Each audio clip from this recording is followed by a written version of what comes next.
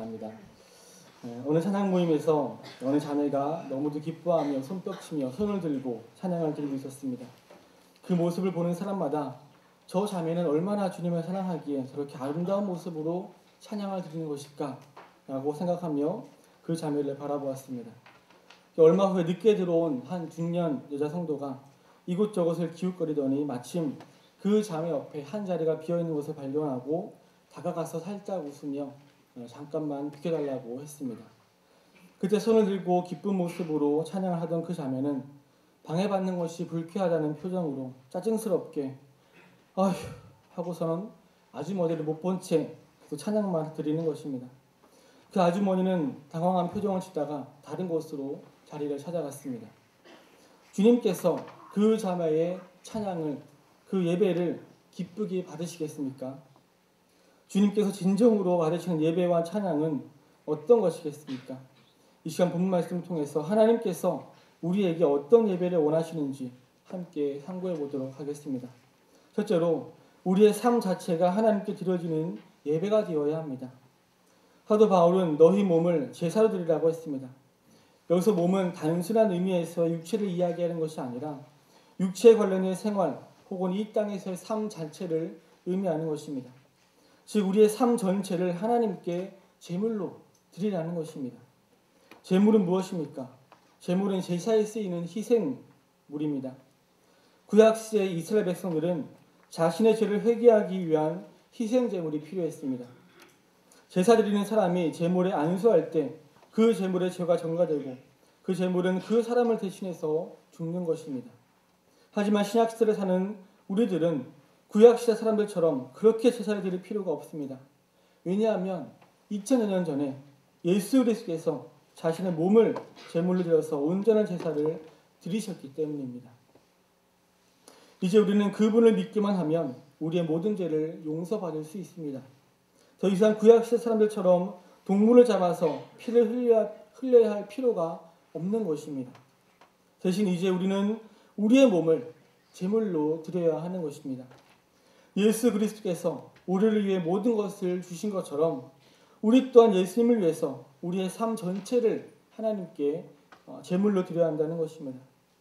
그런데 제물은 죽어야 합니다. 구약시대 제물로 드려진 동물들은 반드시 죽여서 피를 흘려야 했습니다. 예수님 또한 십자가에 못 박혀 모든 피를 흘리셨습니다.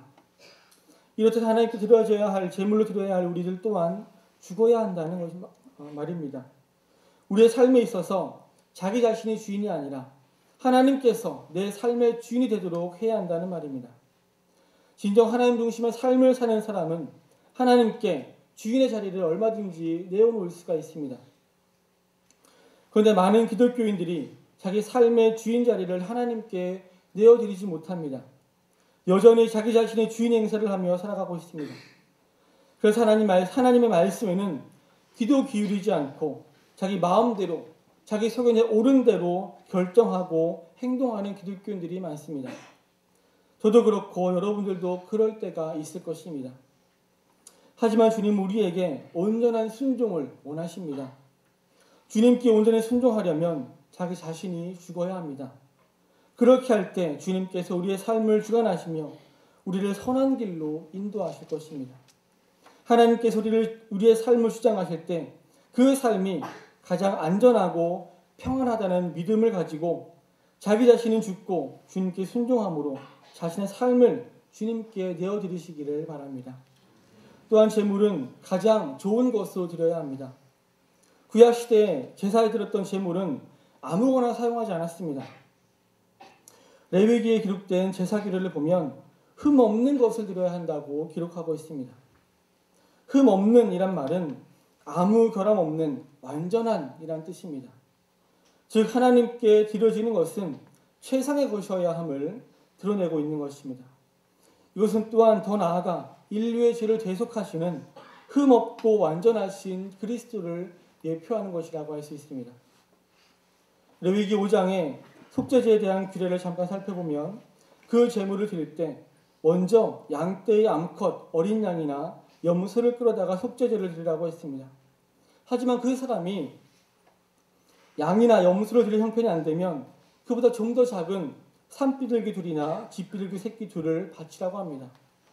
그래도 형편이 안 되면 그보다 더 작은 고운 가루 에바 10분의 1을 예물로 가져다가 속죄 제물로 드리라고 했습니다. 하나님은 먼저 좋은 것을, 먼저 최상의 것을 요구하십니다. 번제나 화목제단 굴에서도 하나님은 백성들에게 쓰고 남는 것을 가지고 오라고 하시지 않았습니다. 쓸 것 다 쓰고 저축할 것 다 저축하고 즐길 것 다 즐기고 그래도 여유가 있으면 가져오라고 하시지 않았습니다. 먼저 좋은 것을, 최상의 것을 가져오라고 하셨습니다.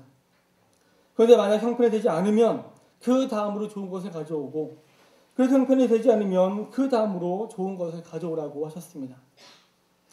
물질적인 부분뿐만 아니라 시간에 있어서도 마찬가지입니다. 내 삶을 주님께 제물로 드린다는 것은 내 인생의 모든 시간을 주님께 드린다는 것입니다. 하지만 사탄은 예나 지금이나 여전히 주의 백성들이 주님께 드려주지 못하도록 가진 수를 써서 방해를 합니다. 핍박과 탄압을 통해서 주님께 드려주지 못하게 하기도 하지만 요즘 또 사탄은 주의 백성들로 하여금 너무 바쁘게 만들어서 방해를 하는 것 같습니다. 요즘 현대인들을 보면 얼마나 바쁩니까? 이 시대가 바쁘게 움직이지 않으면 살아남을 수가 없는 시대입니다. 그러한 사탄의 계략에 우리 기독교인들이 휘말려 들어가는 것입니다. 너무 바빠서 주의 일을 할 시간이 없는 것입니다. 시간이 조금 남는다 해도 주님의 일을 해야겠다는 생각보다는, 예배에 참석해야겠다는 생각보다는 쉬어야겠다는 생각이 앞섭니다. 왜냐하면 그동안 너무 바쁘게 일했기 때문에 이 시간이 지나가고 나면 언제 또 쉴 수 있을지 모르기 때문입니다. 우리 SF 운동원들도 얼마나 바쁩니까? 아침에 학교 갔다가 저녁에 또 학원 가서 공부하고 밤늦게 집에 들어갑니다. 근데 주말에 또 학원에 가야 되고 또 시험 기간엔 주일에도 학원에서 나오라고 합니다. 그래서 선생님들이 전화해서 교회 오라고 하면 시간이 없다고 합니다. 시간 되면 갈게요 라고 합니다. 여러분, 예배는 남는 시간에 드리는 것이 아닙니다.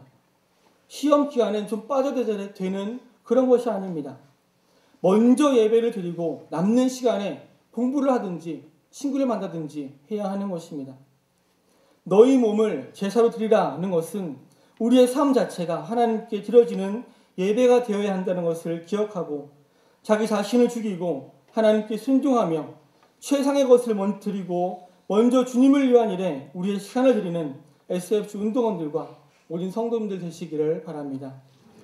둘째로, 하나님이 기뻐하시는 삶으로 예배드려야 합니다. 하나님이 기뻐하시는 제사란 하나님께 전인격적으로 우리의 몸을, 생애 전체를 드리는 것입니다. 즉 우리의 생애를 통해서 계속적으로 하나님 보시기에 선한 일에 힘쓰는 것입니다. 어제 저녁에 저는 목사는 안 되려고 했었다는 그런 말씀을 드렸습니다. 하나님께서 대학생 될 때 저에게 사역에 대한 마음을 주셨고 2년 동안 버티다가 군대 가서 하나님의 뜻에 무릎을 꿇었다고 말씀드렸습니다. 그때 군대에서 어떤 일이 있었냐면 하루는 저녁 예배를 드리러 교회에 갔습니다. 당시 군종이었고 부대 안에 예배당이 있었기 때문에 저녁 예배까지 드릴 수가 있었던 것입니다. 그런데 그때 부대에 무슨 일이 있었는지 예배를 드리러 나온 사람은 저와 취사반 고참 1명, 단 둘뿐이었습니다. 그 고참은 자기가 말씀을 전하겠다고 하며 디모데후서 2장 15절 말씀을 가지고 함께 예배를 드렸습니다. 그 구절의 마지막 부분이 자신을 하나님 앞에 드리기를 힘쓰라 였습니다. 그 말씀을 읽고 하나님 앞에 드리기를 힘쓰라고 하셨는데 그럼 어떻게 하는 것이 가장 좋은 방법일까를 생각했습니다. 그런데 하나님께서는 이미 그 이전부터 저의 마음을 두드리고 계셨습니다. 바로 사역자가 되라는 것이었습니다. 그 당시 저는 하나님의 기쁨이 되어야겠다는 그런 생각에 저를 강력하게 주장하고 있었는데 이 디모데후서 2장 15절 말씀을 접했을 때 바로 드는 생각이 하나님께서 하라시는 대로 사역자가 되는 것이 하나님을 가장 기쁘시게 하는 것이고 나 자신을 하나님께 드리는 가장 좋은 방법이라는 확신이 들게 되었습니다. 그리고 하나님께서 하라시는 대로 하겠다고 결단했을 때 이상하게 기분이 너무나 좋았습니다. 그동안 지고 있던 무거운 짐을 내려놓는 기분이었습니다. 하지만 저보다 더 기뻐하셨을 분은 바로 하나님이었을 것입니다. 2년이 넘는 시간 동안 계속해서 사역자가 되라는 사인을 주시는데도 불구하고 그것을 거부하다가 이제 드디어 결단을 했으니 얼마나 기뻐하셨겠습니까? 사실 2년이 넘게 하나님 뜻을 거부하면서도 결국은 내가 사역의 길을 가겠구나 하는 그런 확신은 들었습니다. 그러면서도 하나님의 뜻을 거부했던 것입니다. 왜냐하면 제 능력으로는 감당할 수 없는 일이기 때문입니다. 사역의 길이라는 것이 제가 지고 가기에는 너무나 무거운 짐이었기 때문입니다. 하나님께서 저에게 사역에 대한 마음을 주셨을 때 이미 그 짐은 저에게 지워졌습니다. 저는 그 짐이 너무나 무거웠던 것입니다. 하지만 결국 하나님께 항복하고 말았을 때 제가 지고 있던 그 짐을 주님께서 가져가 주셨습니다. 그리고 그 짐 대신 말할 수 없는 기쁨을 주셨습니다. 우리가 주님이 기뻐하시는 제물을 드려질 때 주님만 기뻐하시는 것이 아니라 우리 자신도 이 세상에 줄 수 없는 기쁨을 맛볼 수가 있다는 것입니다. 우리는 주님을 기쁘시게 하기 위해 창조된 사람들입니다.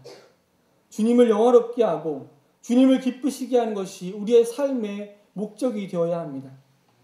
우리는 삶의 매 순간마다 선택의 순간을 놓이게 됩니다.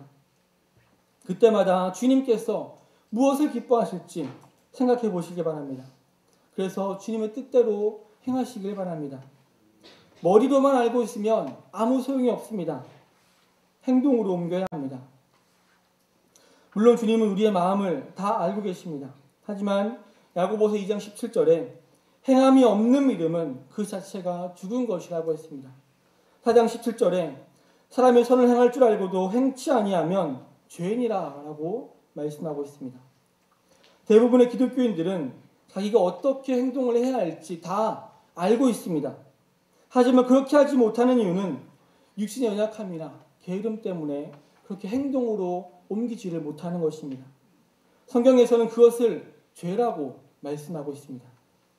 그러므로 우리는 주님이 기뻐하시는 삶으로 예배를 드려야 합니다. 주님은 그 예배를 받으시기에 합당하신 분이십니다. 항상 주님께서 무엇을 기뻐하실지 생각하고 행동함으로 주님을 기쁘시게 하고 또 그로 인해 하나님께서 여러분에게 주시는 그 기쁨도 함께 맛보는 우리 SFC 운동원들과 모든 성도들 되시기를 바랍니다. 셋째로 구별된 삶으로 예배를 드려야 합니다. 이 본문의 거룩한이란 말은 헬라 원어로 하기오스입니다. 이 하기오스라는 단어는 신약 성경에서 약 230회 사용되었는데 주로 하나님의 거룩성을 나타낼 때 또 그리스도를 나타낼 때 거룩한 영이 성령을 나타낼 때 교회의 거룩성, 그리스도인의 거룩성을 나타낼 때 사용이 되었습니다. 즉 이 하기오스라는 말은 주로 신적인 내용들에 사용되었다는 것을 알 수 있습니다. 이제 예수 그리스도를 믿는 우리의 삶은 이 세상의 삶과는 달라야 합니다. 이 세상과는 좀 분리된, 구별된 삶을 살아야 합니다. 좀 더 하나님과 관계 있는 그런 삶을 살아야 합니다. 믿는다고 하면서도 이 세상 사람들과 별반 다를 게 없는 삶을 살아서야 되겠습니까? 이 세상 사람들과 똑같이 부정한 방법으로 학교 성적을 올리고 부정한 방법으로 재산을 모으고 어길 것 적당히 어겨가면서 믿지 않는 사람들과 전혀 구별이 가지 않는 그런 삶을 살아서야 되겠습니까? 오늘날 많은 사람들이 기독교와 기독교를 욕하는 이유가 바로 그런 것 때문이 아니겠습니까? 레위기 11장 45절에 나는 너희의 하나님이 되려고 너희를 애굽 땅에서 인도하여낸 여호와라 내가 거룩하니 너희도 거룩할지어다 라고 말씀하셨습니다. 이 거룩이라는 말은 원래 하나님에게만 적용되는 말입니다. 왜냐하면 하나님은 본질적으로 죄악과 분리된 절대 거룩하신 분이기 때문입니다. 그러나 나아가 이 말은 하나님께 속하는 모든 물건이나 사람에게까지 확대 적용되었습니다. 그러므로 하나님의 영광을 나타내기 위해 만민 중에서 구별된 이스라엘 백성 역시 반드시 거룩한 백성이 되어야 했습니다. 한편 신약때에 와서 거룩한 자는 바로 예수 그리스도의 속죄삭을 믿는 성도들을 가리키는 말이 되었습니다. 또한 거룩한 자로 구별되었다는 것은 곧 하나님의 특별하신 은총 안으로 들어갔다는 것을 의미합니다. 예수 그리스도의 보혈로 여러분의 모든 더러운 것들은 씻음받았습니다. 예수 그리스도의 은혜로 거룩한 자가 되었으니 이제 여러분은 거룩한 삶을 살아야 하는 것입니다. 즉 이 세상에서 구별된 자답게 구별된 삶을 살아야 한다는 것입니다. 하나님께서 이스라엘 백성들을 애굽에서 탈출시켰을 때 그들이 어려움을 만나자 곧바로 종살이 하던 애굽으로 돌아가려고 했던 모습을 생각해 보십시오. 얼마나 어리석습니까? 하나님은 여러분이 거룩한 삶을 살게 하기 위해서 지금 이 교회로 불러 모으셨습니다. 그래서 우리가 교회 중심의 삶을 살면 이 세상과 구별된 거룩한 삶을 살아갈 수가 있는 것입니다. 혹시 어제 저녁에 우리 SF 운동원들 친구가 만나자고 했는데 부흥회 때문에 교회 가야 된다고 하니까 그 친구가 깜짝 놀라면서 너 교회 다녔어? 라는 이런 반응을 보이진 않았습니까? 지금까지는 그랬다 해도 이제 앞으로는 친구들이 그런 반응을 보이지 않도록 믿지 않는 친구들과 구별된 그런 삶을 살아가시기를 바랍니다. 여러분은 이 세상에서 구별된 하나님의 백성들입니다. 그러므로 이 세상과 구별된 삶으로 거룩한 제사를 드려야 하는 것입니다. 이렇게 구별된 삶을 산다는 것은 바로 산제사를 드린다는 것입니다. 산제사는 구약적인 제사, 즉 짐승을 죽여 피를 흘림으로써 드리는 제사와 대조되는 것입니다. 이는 당시에 이교 사회에서 성행했던 몸을 부정한 일에 악용했던 것을 염두에 두고 한 말입니다. 즉 산제사는 구약시대의 동물제사처럼 다른 존재로서 드리는 것이 아닙니다. 그것은 바로 살아있는 자기 자신을 드리라는 것이며 지역이나 시간에 구애받지 않는 제사로서 살아 움직이며 생활하는 자체로 하나님께 바치라는 것입니다. 하지만 이 산제사는 살아있지만 죽은 것입니다. 우리가 살아서 생활하는 그 자체로 하나님께 바쳐질 때 자기 자신이 살아서는 하나님께 온전히 바칠 수가 없습니다. 나는 죽고 성령님이 나를 주장할 때에 온전한 제사로 드릴 수가 있는 것입니다. 이렇게 성령님께 여러분 자신을 맡기며 세상 사람들과 구별된 삶으로 예배드리는 우리 SFC 운동원들과 모든 성도들 되시기를 바랍니다.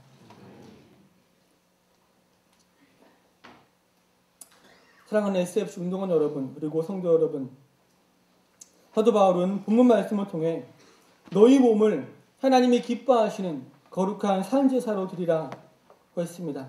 그것이 바로 너희에 드릴 영적 예배라고 말씀하고 있습니다. 여기서 영적 예배는 합리적인 예배, 분별 있는 제의라는 말로 번역할 수 있습니다. 이는 이성을 부여받은 인간의 합리적인 본성에 근거한 예배를 말하는 것입니다. 즉 피조물로서의 자신의 위치를 바로 깨닫고 창조주 하나님의 선하시고 의로우신 뜻에 합당한 거룩한 헌신의 삶으로서 제사를 드리는 것입니다.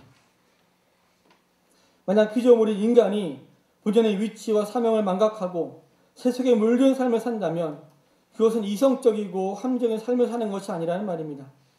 하지만 세상 사람들은 거꾸로 생각합니다. 오히려 교회 다니는 사람들을 비이성적인 사람으로 생각합니다. 시험 기간인데도 교회 가는 친구들을 보고 이상하게 생각합니다.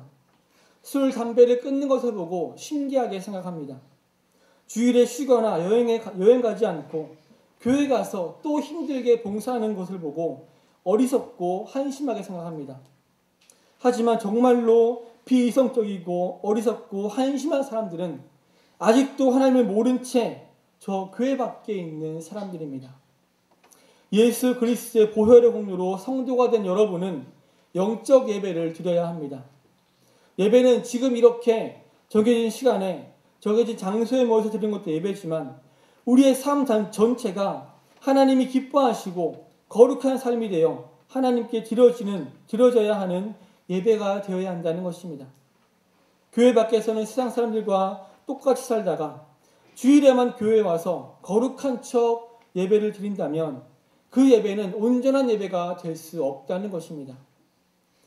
자기 자신의 죄된 본성을 죽이고 하나님 말씀에 순종하면서 가장 좋은 것으로 하나님을 기쁘시게 하며 세상과 구별된 거룩한 삶을 살아가시기를 바랍니다. 그리하여 여러분의 삶 자체가 하나님께 드려지는 영적 예배가 되는 우리 모든 SFC 운동원들과 함께 모인 성도들 되시기를 주님의 이름으로 축원합니다.